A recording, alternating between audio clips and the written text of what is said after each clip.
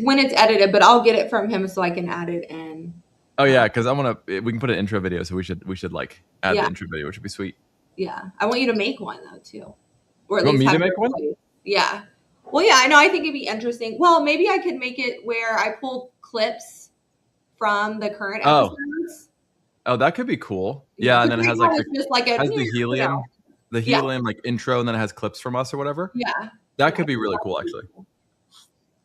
Hey guys, good morning. It is the $7 to $100 million podcast. I'm your host, Tim Warren, and we record and podcast our standing meeting every morning, talking about the ads, the scaling, the growth, and kind of what we're seeing, what we're learning. So welcome to the podcast. I am with Danielle Sfire, who's our marketing manager, and Paul DeMott, who's our CTO and co-founder. Good morning, guys. Good morning. Happy Monday. Happy Monday. Let's get after it. I think so. We got 20 minutes today. Here's kind of what I was thinking. Two things we could discuss. One is we just started pushing LinkedIn ads live. So now we've got Meta, we've got LinkedIn. It does seem like immediately, the day they went live, we had a lot of really good like non-Gmail and Yahoo conversions. We had business email conversions, which is always a good sign. And generally when I see business emails, it's like those are usually decent leads versus the, XYZ whatever at yahoomail.com, right? It's like not good.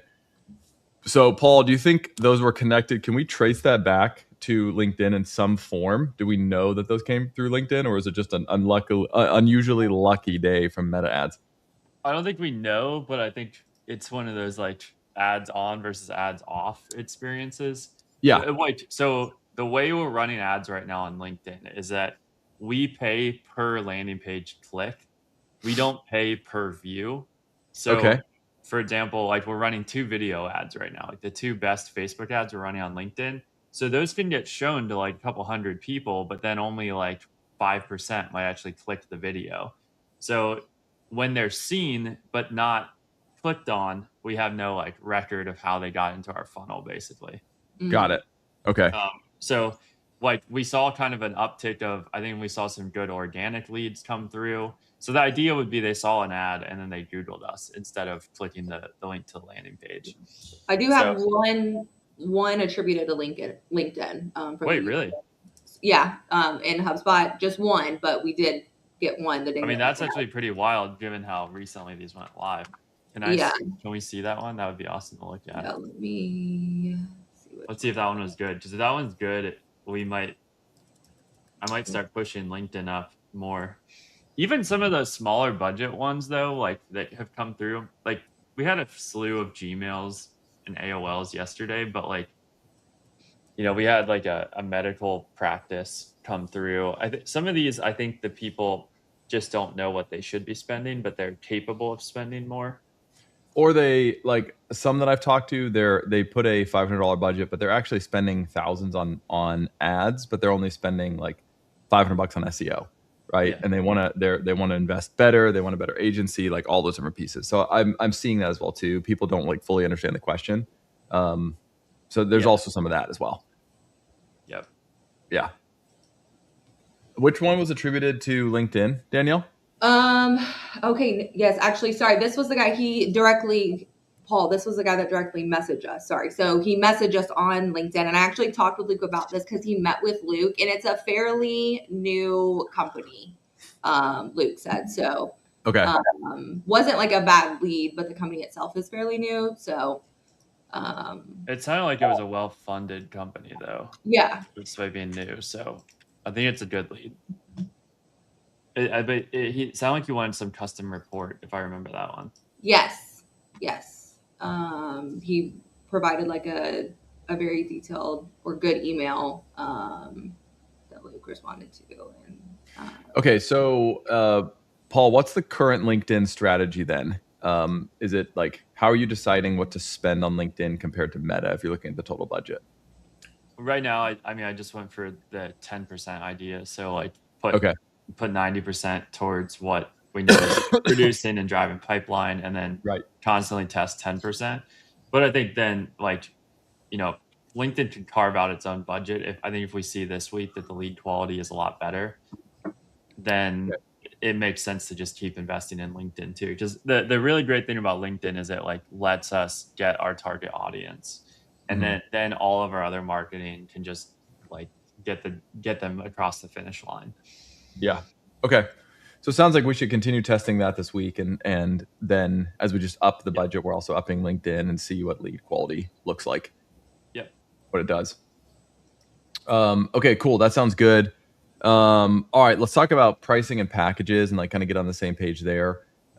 So last week I like took a few days and worked on just this idea of like just more maker time where I didn't have a lot of meetings scheduled where I could actually just like think. And here's the conclusion that I came to, and I actually ran the numbers, and I figured out that essentially what matters more to the growth of the business is the profit packages generate, not the top line revenue, which seems to make sense, but also what's counterintuitive is a more profitable $2,000 package actually generates more profit than a $7,000 a month package with full service team and everything, because of the amount of scope creep and the amount of meetings that can happen and like just all the service that's involved in it. It ends up actually being more profitable to have a very profitable smaller program. So what I'm realizing is we should probably bifurcate our sales where we have more profitable, less service small packages, and then very, very bespoke large packages that are still profitable because of the amount of revenue that they are, right? So we kind of break it into two different audience buckets. The two changes that I want to make is, number one, when we start a sales conversation, I want to start by finding out how many employees do you have, what's your revenue, what's your goal, right? And we start there. And here's why I want to do that.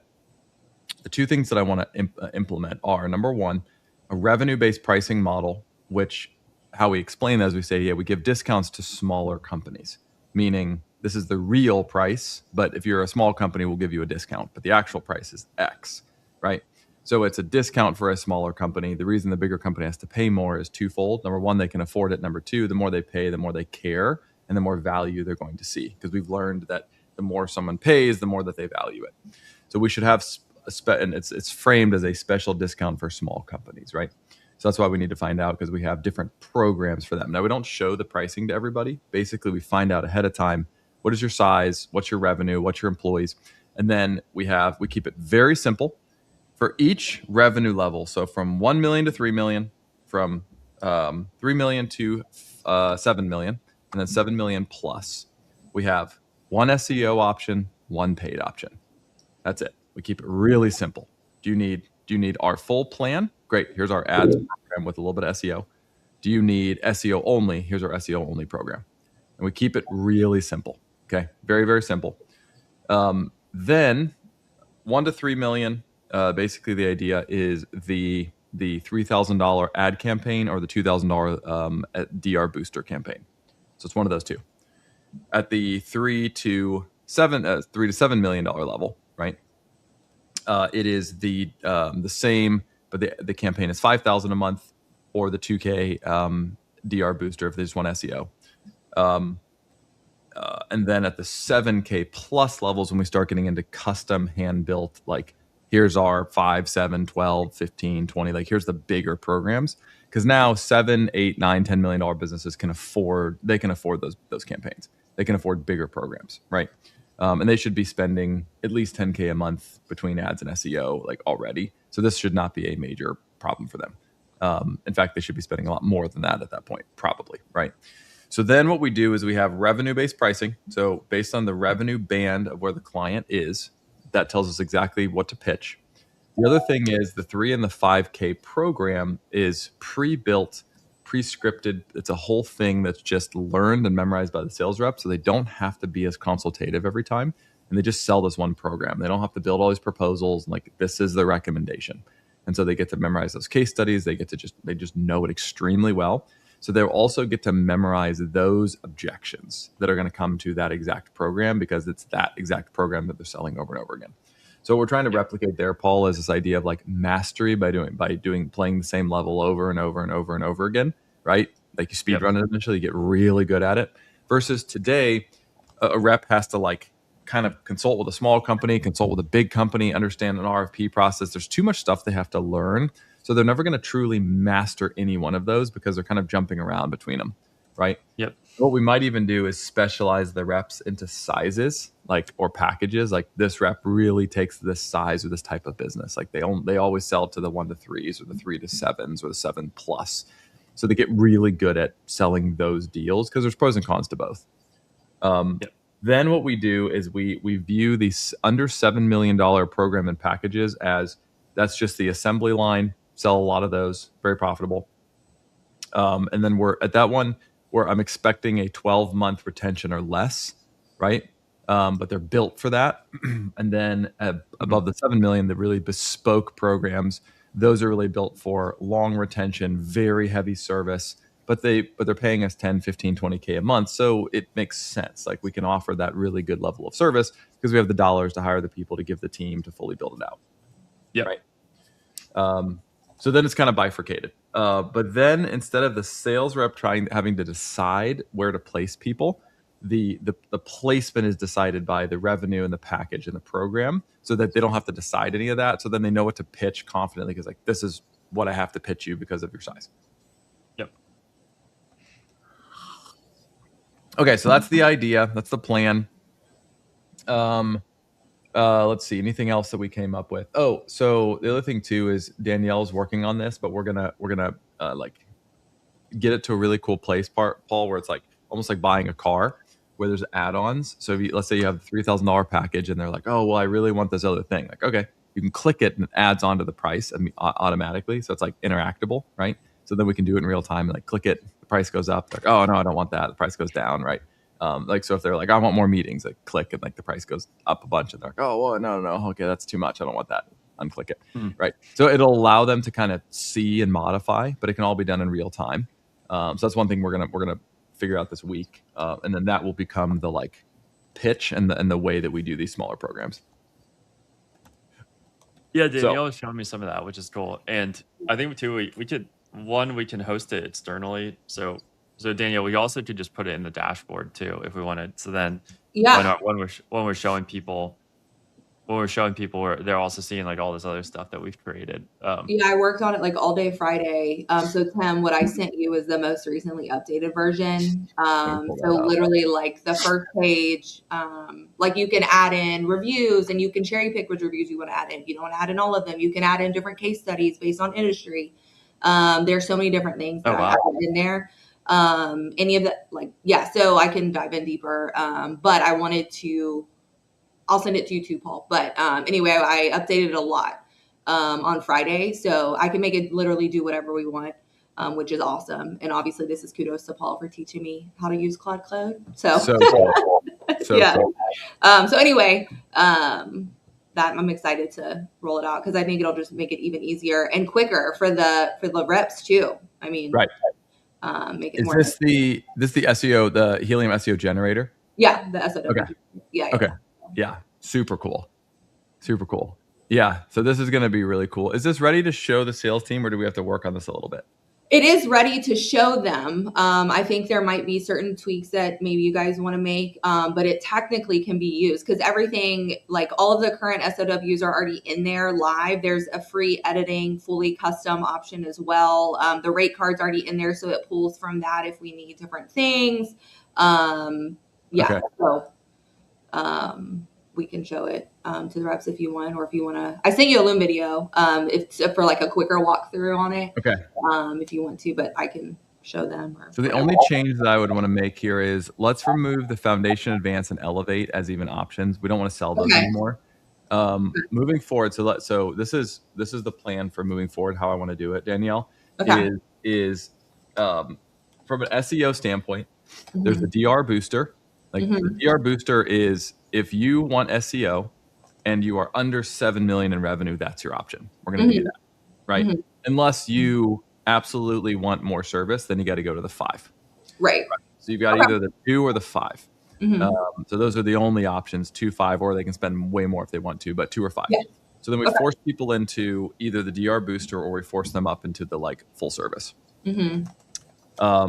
So I want those to be the 2 options. On the ads programs, it's either going to be the 2999, the 499 or 2997, the 4997, Okay. It's going to be either one of those, right? And then after 7 million, the only thing we have to then discuss is how we build and price the ads management and SEO programs, if we keep them separate or if we do combining or whatever. Paul, how do you feel about moving forward to make sure that we're very profitable on ads and we sell the right deals?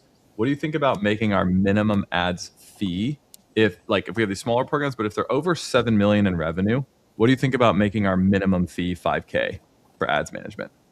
So our minimum SEO is 5 and our minimum ads management is 5. I'm not opposed. I mean, I'm not opposed to trying that out, honestly. I think we may try it out and see that we could lose some deals that we'd want, but let's just give it a try and see if it is that restrictive, because we may just like change our thinking on it when we actually start pitching it and realize it's very viable. I think for a $5,000 minimum, we might want to like kind of like separate ourselves from a commodity to some extent. So we might want to build a bit of an ads framework that we are pitching to clients. And that's kind of the altitude already. Magnets. Yeah. That's this idea of altitude and stuff and the lead magnet and how we really landing page optimization, like go high level, that type of stuff. Yeah. Right. Yeah. Cause we have to get ourselves out of the commodity game, and also the ads management only ones. Like the ones that I'm enjoying pitching and selling are like 10K management fees and above. Right. And there's like real ad spend there. So, but I don't think our minimum, like for us to just do ads only, or like the whole $1,500 thing, like that's going away, because our minimum program now is going to be the 2,997, which is the Ignite, which is primarily an ad driven one with a little bit of SEO, right? Yeah. And yeah. Altitude is the same as well. That's 4,997. I think that'd be fine. I see what you're saying. You're saying for like kind of the managed service, like the whole team, make that the minimum. Yeah, that's the minimum. Totally on board with that. Yeah. Yeah. So then it's like, hey, if you're above 7 million in revenue, the Altitude is the minimum program we can do, right?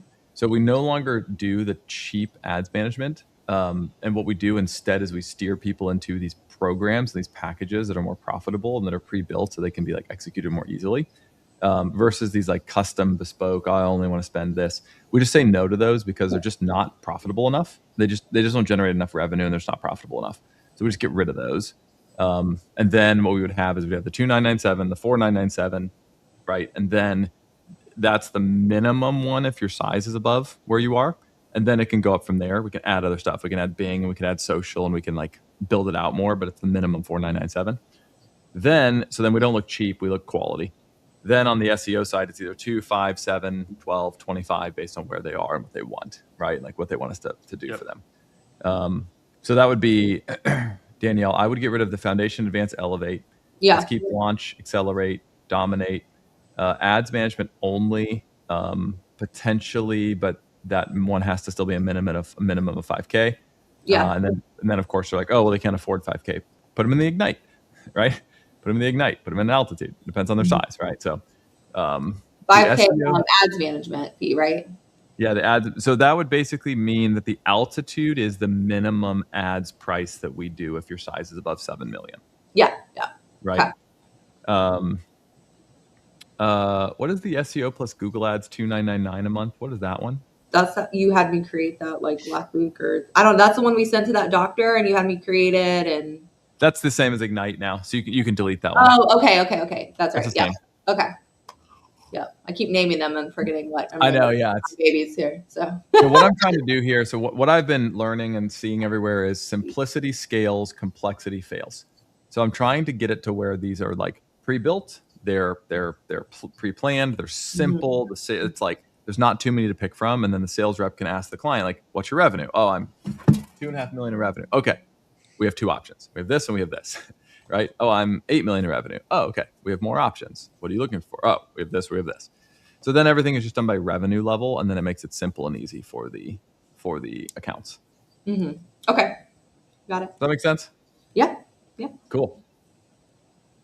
All right, guys, I gotta jump and run a meeting, but I think this is good. So let's keep pumping LinkedIn, and then we'll keep working the leads, and then I'm gonna roll out this new revenue based pricing proposal model for the team, and I think this is gonna make some big changes. So Paul, the only thing is you'll need to be working with Sean internally on the best way to execute these. ideally we're just executing with an ads specialist, but if we find that we need a DSC as well too for these, we can work through that and what that's going to look like. And I think we need totally separate teams so that the workload doesn't get bled over, because these are going to be different programs. Yeah, I have some ideas on that too. I think Ryan is actually our best bet for these on the ads front to start with. So perfect. cool. And then because it's going to have different communication, it's like not going to be the same. It's like, a few meetings, but mostly it's going to be this like new communication model of phone and Loom and all that stuff. So, all right, guys, I got to jump. Okay. See you guys on the next one. See you guys. See ya.